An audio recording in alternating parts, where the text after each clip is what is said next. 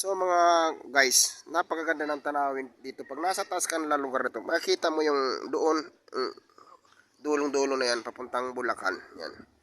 Yan, makikita mo yan. Yan, pag nandito ka sa ibabaw. Tapos doon ang araw ay, yun. Doon ang araw na lubog sa bandang kanlurang iyon. Ay doon, di ba? Nakikita nyo ating susum yung ating camera. Yun, yan, di ba? Diba?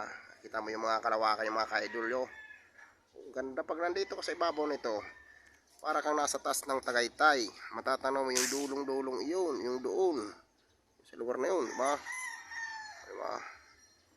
Tapos makikita mo yung lubog ng araw. Yun ang araw. Yun o. Yun o. Oh, yun o. Diba? Yan mga ka-idol. Oh. Ganun lang yan, diba? Uy, lalapit natin sa kahoy oh. Ganun ang kinalamangan dito sa ibabaw na ito mga ka-idol. Kasi kitang-kita mo yung baba. Para kang nasa Tagaytay din. Ganun. Kasi pag matatanaw yung lugar na yung papunta doon. Bulacan. Ito na papuntang Kanluran. Tapos yun ay bababaan ng araw papunta doon. Sa lugar na yun. Yan ay araw. Yun oh. Anong araw yun oh. Anong araw yan. Suns. Tawag yung pag dyan lumulubog ang araw.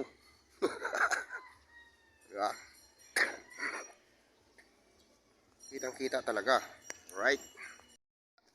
Mga ka-idol, maganda dito magtambay sa hapon. Kasi kita mo talaga yung planchado yung baba. Mahangin. Bukod sa mahangin presko dito.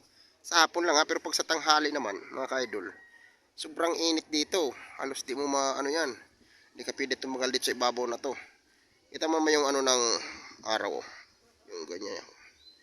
Yung ay hugis siya parang rainbow. Diyan siya bumababa. Araw yan.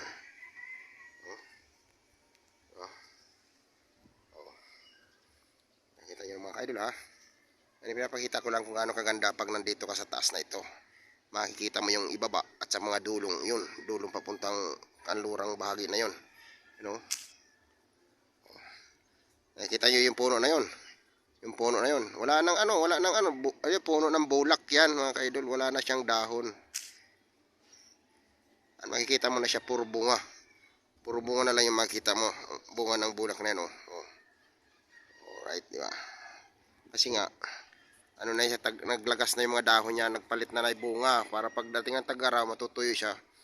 Bulak na. Pwede nang gawing unan. Ano naman ka-idol? Ganoon lang kasimple, di ba? Alright.